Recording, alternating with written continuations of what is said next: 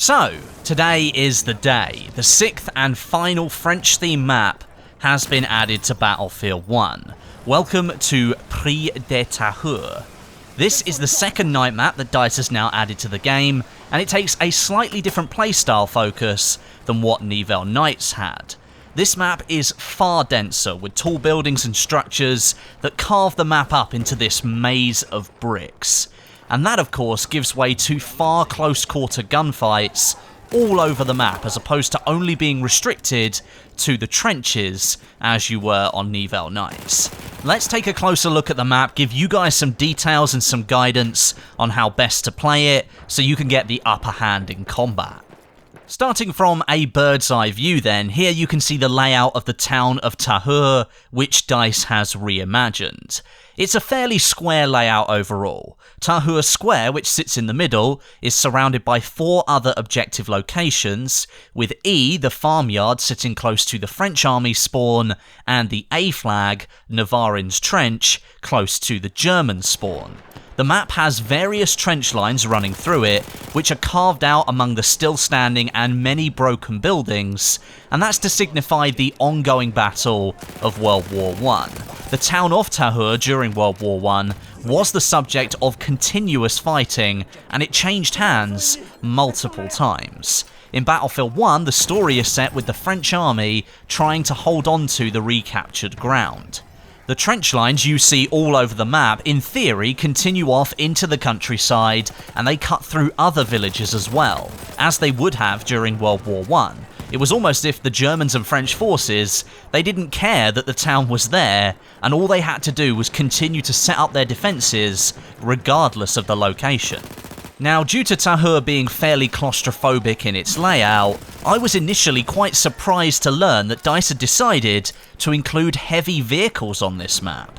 Both teams are assigned 1 tank each, and that deploys from the team's spawn location, and this can be really used to good effect, capturing the outer ring of objectives.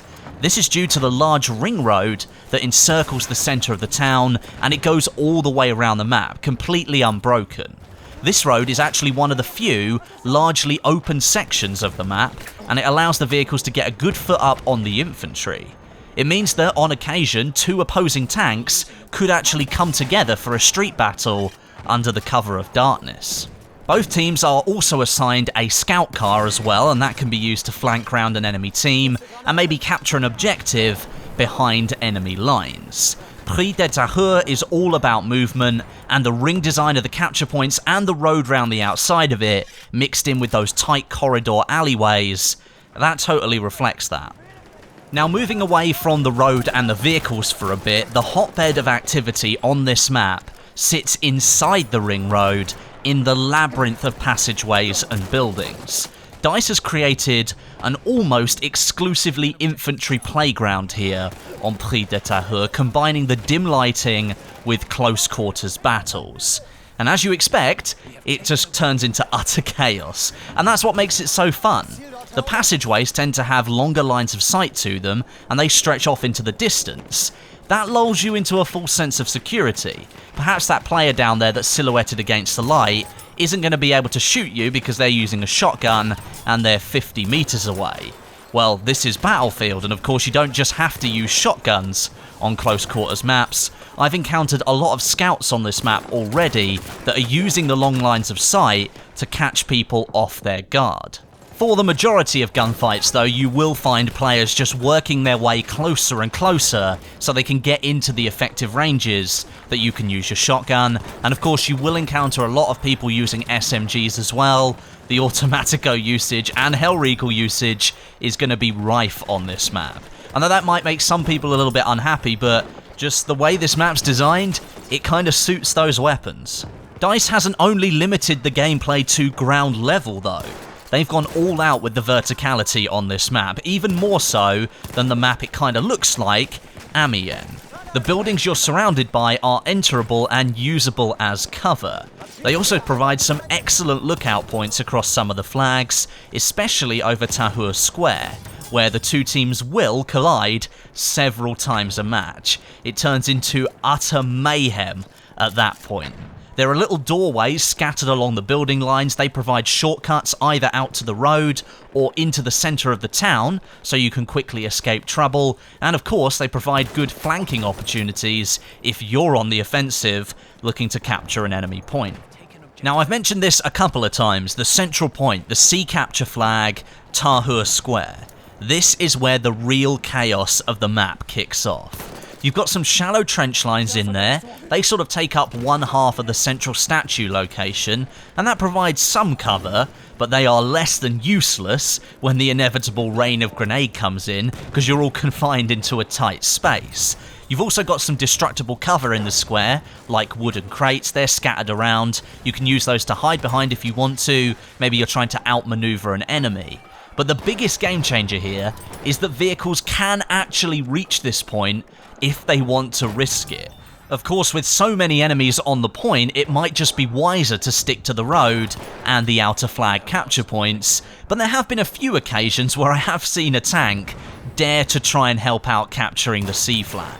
It really depends on which tank you're using though, because if you've got a light tank, there's only one player in there, you're going to need 360-degree vision. I mean, you're going to be turning the turret all the time to make sure infantry aren't sneaking up on you with some dynamite. But if you've got the heavy tank and you've equipped the flamethrower loadout, then that is just absolutely perfect for this situation. The driver can just roll in, and then the side gunners can just do the rest of the work, covering the enemies in burning hot fuel and just killing enemy after enemy. Again, this sounds really awesome, but it will be very, very difficult to pull off. So many infantry players in there with their explosives, and as soon as they hear that tank engine, they're going to be looking for you, so you best have your wits about you if you want to give that a go.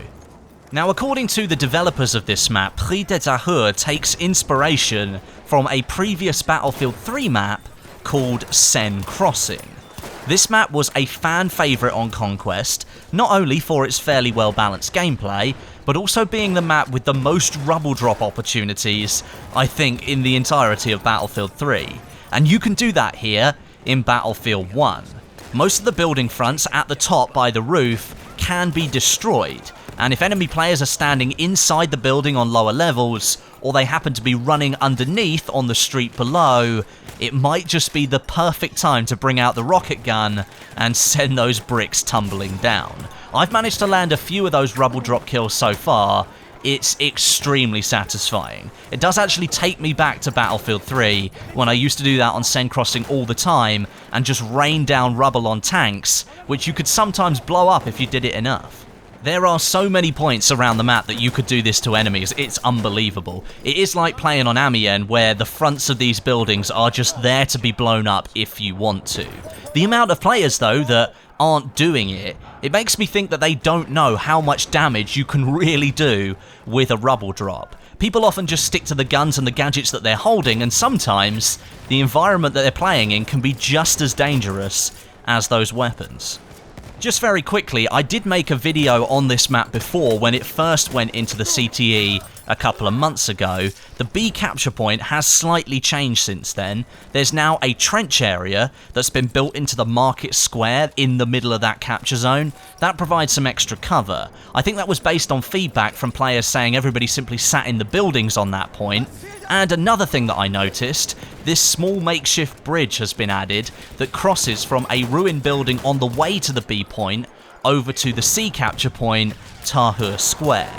This makes for some really quick getaway opportunities, but I've already found that enemies sit in the room where the bridge connects, and then they trap players in between, a couple of grenades or a gunfight later, and you're going to be dead. It's a cheeky little route that has already provided some interesting gameplay for me. And the final bit of good news, Premium Trials is now active, and that means that any player of Battlefield 1, providing you own the base game, can play this map today. You don't need to have a premium pass because the trial is running for the next 7 days, and that means you can play any of the DLC maps for free for as long as you like in those 7 days. As I said, no premium pass needed, no friend with a premium pass is needed. Just load up the game, download the update, and you can play Prise De Tahure right now if you want to. You can play any of the DLC maps if you want to. That means there's going to be plenty of full servers for you to play on tonight. And that is Prise De Tahure, the final hurrah for the French DLC in Battlefield 1. Let me know what you think of the map down below in the comments. I think it's a really cool map due to that focus on infantry combat, but perhaps you're not so keen. Let me know down in the comments. I will be reading as many as I can. But until next time, my name is Westie, and I'll catch you guys in the next video.